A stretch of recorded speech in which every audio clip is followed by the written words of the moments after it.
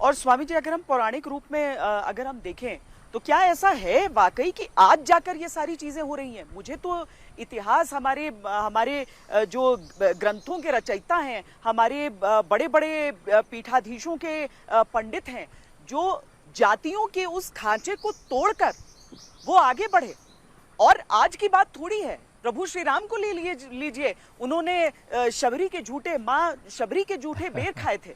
यानी कि जातियों में विभाजन एक ऐसी प्रासंगिक चीज ही नहीं है इस धर्म से जुड़ी हुई। देखो आप श्वेता जी, सिख धर्म को देखिए, गुरु नानक देव जी से लेकर के गुरु गोविंद सिंह जी तक। आप जैन धर्म को देखिए, 24 तीर्थंकरों को। आप बौद्ध धर्म को देखिए, आप अपने सनातन धर्म को देखिए, जिसको यदि जातियों के आधार पर भी कोई बात करे तो ब्राह्मण वर्ग में, क्षत्रिय वर्ग में, वैश्य वर्ग में, शूद्र जिनको कहा जाता है, दलित, आदिवासी, पिछड़े, शोषित, वंचित कहा जाता है, सभी वर्ग समुदायों में पहले भी महान ऋषि मुनि महात्मा। दरअसल देश में चरित्र की पूजा हुई है, श्रेष्ठ आचरण की पूजा हुई है।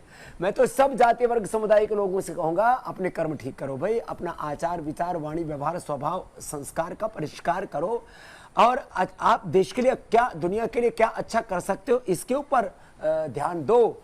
ये ऊंच नीच का भेद भाव का बीज मत डालो, और जो ऐसा भेदभाव का बीज डाल रहे हैं उन शंकराचार्यों का, उन महामंडलेश्वरों का, उन सोकोल्ड कथाकारों का, जो अलग अलग प्रकार के ठेकेदार बन करके इस देश को तोड़ने का काम कर रहे हैं, इनका सामाजिक, आर्थिक, राजनीतिक, धार्मिक पूर्ण बहिष्कार होना चाहिए।